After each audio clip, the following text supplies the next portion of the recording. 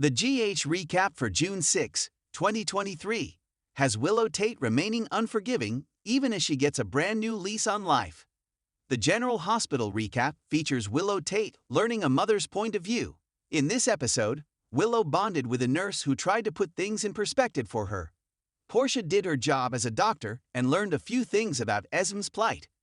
Curtis and Drew spent some time chatting and bonding while Jordan made a new friend at the Metro court pool. Finally, Tracy ordered Brooke Lynn around as Lucy and Maxie celebrated success at Deception. Now, let's dig a little deeper into the details. Willow, Caitlin McMullen, remained in isolation, where she only had a nurse named Clara, Susan Dial, to talk to most of the time. When Willow admitted how much pain she was in, Clara asked if she should have her mom come in to distract her and explained that she had been there nearly 24/7 since the transplant was complete. Willow was stunned to hear this and explained what had happened to the woman she thought was her mother. However, she also defended Harmony, Inga Cadranel, saying she was gullible and fell prey to the wrong people. Yes, in Willow's eyes, Harmony tried but was not the mother she should have been. Clara talked about moms and how they are only human. Even on their best days, moms just do what they can. And when they have rough days, moms have to forgive themselves for not being perfect. Even Clara defended Harmony, a woman who might have wanted to do her best and didn't. At least she pointed out that Willow's biological mom was there, but Willow said nope, that was her mother-in-law. Willow then went on to explain how her biological mom was alive, but that she didn't want anything to do with her. Clara could barely believe that the editor of Crimson was Willow's mother.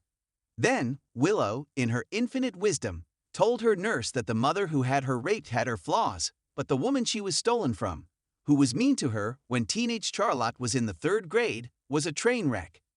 Clara pointed out that Willow forgave Harmony and wondered how Nina, Cynthia Watros, could be that unforgivable. Finally, Clara played devil's advocate and asked Willow how she would feel if she learned Nina suddenly died in a car accident.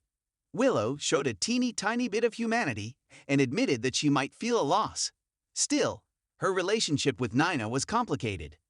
Before Clara left, she told Willow that the universe surely wanted Nina in her life, since Nina's aunt's bone marrow saved her. Drew, Cameron Matheson, stopped by Curtis's, Donald Turner, place to have some bromance time, and was thrilled that Curtis was found to be Trina's, Tabiana Ali, father, and that Curtis moved back in with Portia. However, he was also a little surprised because Curtis was still torn between Jordan, Tanisha Harper, and Portia the last time they talked. Curtis told him all about Jordan's disappointment with Curtis's move and how she accused him of using her to sort out his feelings. Drew was pragmatic, saying sometimes you have to hurt the people you love. He explained that the feds might want Carly, Laura Wright, to turn on Sonny, Maurice Bernard, to save herself, but Drew knew she wouldn't do it. However, Drew somehow believed Carly would turn against him to stay out of jail, because he apparently didn't think he was that important to her. Curtis found that surprising and wondered why the feds were going after them for an insider trading mess in which nobody made money. Zeke, Gavin Houston, introduced himself to Jordan, Tanisha Harper, at the Metro Court pool bar, and Jordan was unimpressed with his confidence, but smiled at the newcomer when he wasn't looking.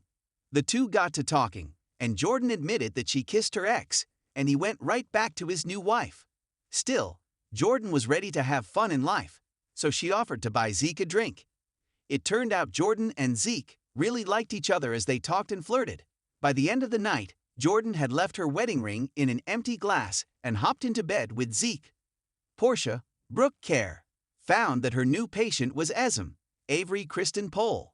She thought she might have strep and didn't want to infect Ace, but when she mentioned her new job, Portia was extra intrigued. She wondered why Esme had to work and told her she had other financial resources, with Ace being a Cassadine. She thought she should get financial support from Nicholas, no matter where he was. Somehow Portia and Esme managed to bond over their children being in danger on the Haunted Star. When the subject of Esme leaving town came up, Esme told Portia that Spencer, Nicholas Alexander Chavez, would just follow her wherever she went. Portia seemed to like that idea and encouraged Esme to move to where people weren't always watching her. And Spencer would leave town too, so a bonus in her quest to break up Spencer and Trina. Laura, Jenny Francis, and Kevin, John Lindstrom, chatted about what she planned to do next. Kevin was surprised to hear that his wife decided to go to Chechnya to find her eldest son. Kevin wasn't sure she'd find Nicholas there, but Laura had to look for him and help him.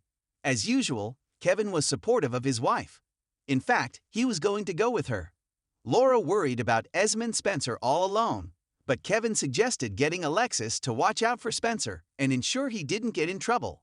Laura then enlisted Yuri to be their guide on this trip to Russia. Tracy, Jane Elliott, was not happy with Brooke Lynn, Amanda Seton, and wondered if Chase, Josh Swickard, was distracting her from getting as much information about the Deceptor as possible. Tracy then threatened to tell Chase about her help with the Civilian Review Board.